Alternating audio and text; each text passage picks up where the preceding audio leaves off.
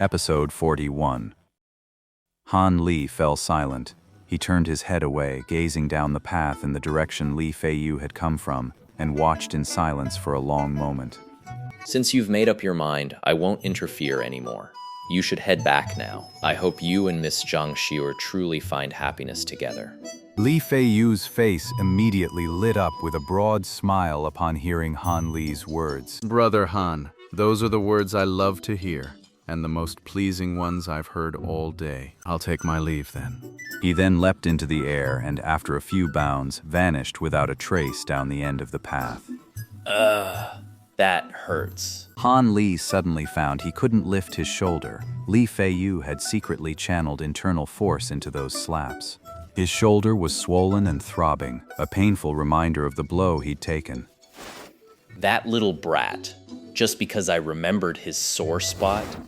So that's how he chose to get back at me. I finally try to do a good deed, and this is what I get. I guess I'm just not cut out for this. Might as well go back and practice my martial arts and spells. I'll pay you back for this ambush next time we meet. A long time passed after that. Han Li turned 18. During this time, the Seven Mysteries sect, worn down by the Wild Wolf Gang's relentless encroachment, finally declared war. From then on, countless conflicts, large and small, erupted along the border between the two factions. Many of the companions who had entered the mountains with Han Li perished in these clashes, a fact that left him deeply contemplative. The great bell outside the valley tolled with increasing frequency as the number of wounded grew. This, however, gave Han Li ample opportunity to practice highly complex medical techniques, leading to a significant leap forward in his healing arts. Yet, even with Han Li's miraculous healing hands, many of the mid- and high-ranking officers still fell. They either fell in battle on the spot, or their wounds were too severe and they died on the journey back, never even getting a chance for Han Li to treat them. Yet, because of this, many young talents from both sides rose to prominence, stepping into the high positions left vacant by the fallen. For instance, the Wild Wolf Gang's 5 fiends, 3 eagles and 2 leopards, and the Seven Mysteries sect's 7 heroes and 2 champions, were among the most famous of these figures. Li Feiyu was one of those twin heroes. By personally slaying one of their purple-robed banner commanders, he had risen to the high position of deputy hallmaster of an external hall, a man of considerable power and influence. What's more, his relationship with Zhang Xiur was developing at a rapid pace, and they had already reached the point of discussing marriage. When Han Li learned of this, he could only let out a soft sigh. I really don't know if what Li Feiyu did was right or wrong. After all, I'm not him. Without being in his shoes, I can't judge what was right or wrong. But if it were me, I could never stand by and watch the one I love marry someone else.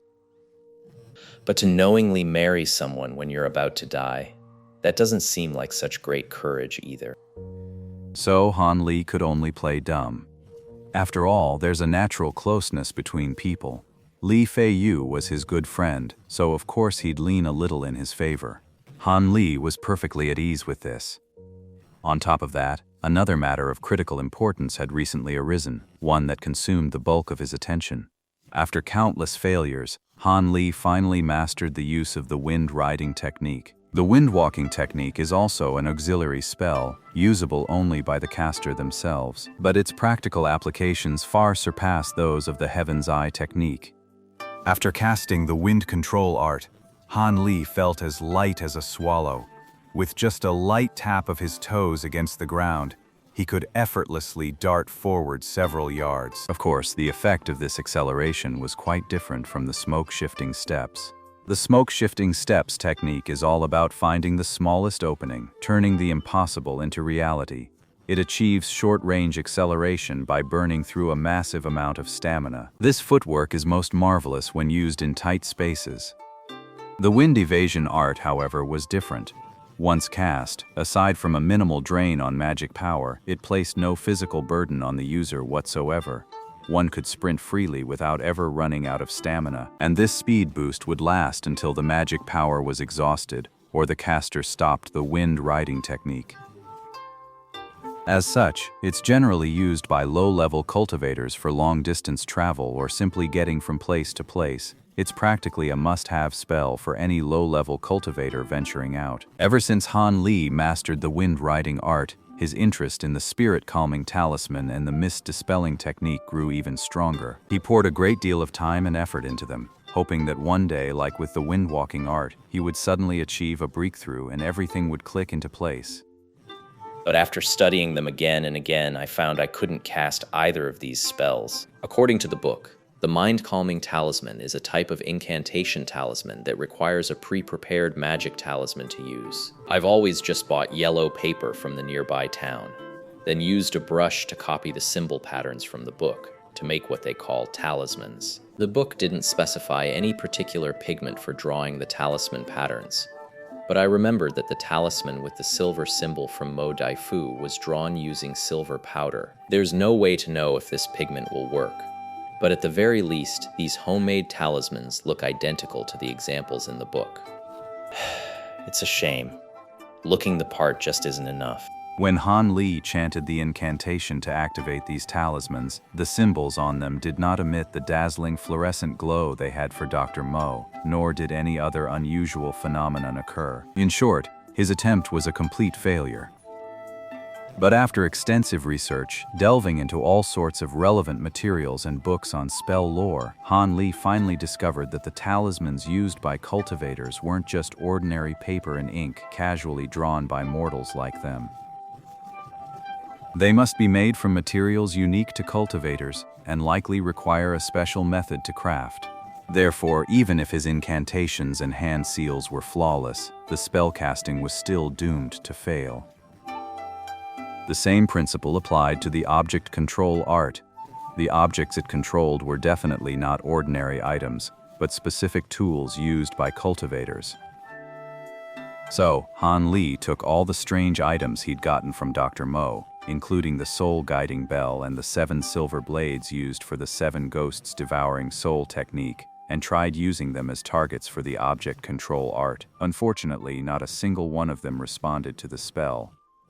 It seems the art of object control isn't meant for these magic tools. It must be something else entirely. Having identified the likely root of the problem, Han Li shifted his focus away from it. Instead, he began toying with the idea of combining martial arts secrets with several spells, aiming to rapidly boost his own strength and reach a higher level in a short time. With this ingenious idea in mind, Han Li embarked once more on the arduous journey of self-refinement, and soon achieved a measure of success. After a series of attempts, he finally managed to fuse the smoke-shifting steps with the wind-riding art. Well, to call it a fusion is a bit generous. It's more like casting the wind-riding art first, and then applying the smoke-shifting steps afterward. But the coordination and timing between the two must be perfectly controlled, or it's very easy to mess up. It took Han Li a fair bit of effort and focus to get it right. But in this way, the shortcomings of the wind control art, its lack of agility and quick maneuvers, and the smoke-shifting steps, their heavy drain on stamina, were gradually perfected. His movements and repositioning became like lightning, leaving only a blur where he had been, making his footwork all the more elusive and unpredictable.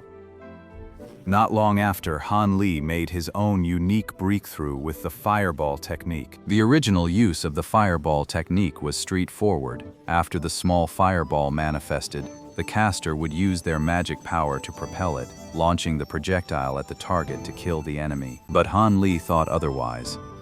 Han Li believed that the small fireballs, propelled by magic power, flew too slowly. Any martial arts expert with decent footwork could easily dodge them. This limitation had hampered him in many a life-or-death struggle, making the technique seem more flashy than practical. So, when using the fireball technique, he simply stopped the spell halfway. Once the fireball appeared, he wouldn't launch it. Instead, he harnessed its property of incinerating anything it touched, controlling it in his hand like a short, divine weapon. With his enhanced movement technique and the superheated fireball in his hand, Han Li believed he could now easily take down any master. With these advantages at his disposal, Han Li could finally breathe a sigh of relief. He no longer had to worry about his own lack of strength. Now I can finally head to Lanzhou for my mission with some real confidence. At this time, Han Li's eternal spring arts had also advanced to the 8th layer, and his magic power surged once more. In terms of pure magic power, Han Li had already surpassed Yu Zitong in his original body. But when it came to the number of spells he'd mastered and his actual combat skills, he couldn't hold a candle to the Yu Zitong of old. After all, when Yu Zitong was cultivating spells within his family, he had elders to guide him from above and fellow disciples to spar with below. That was far superior to Han Li's slapdash, half-baked approach. Han Li was unaware of all this, and even if he had been, he wouldn't have cared. He wasn't so arrogant as to think that learning a couple of crude spells would put him on par with a real cultivator. For now, his enemies were still primarily the martial artists of the mundane world, so Han Li was in a rather good mood. Just as he was brimming with ambition and preparing to find an excuse to leave the Seven Mysteries sect and head down the mountain, the Wild Wolf Gang suddenly proposed peace talks with the sect. This news caused an uproar within the Seven Mysteries sect. After all, the Wild Wolf Gang had been gaining the upper hand in recent conflicts, consistently pushing the Seven Mysteries sect back. Why would they suddenly want to talk peace when they have the upper hand? Could there be some trick at play here? This made many people suspicious. For a time, voices both for and against the peace talks rose within the Seven Mysteries sect, with each high-ranking member holding their own differing view. And Li Feiyu was among those who were firmly opposed. Since the voices for and against were equally loud, the debate reached a stalemate. In the end, it was Sect Master Wang who made the final call. Let's talk to them first. If their terms aren't too outrageous, we can shake hands and make peace. If the terms are too harsh, then the fight continues.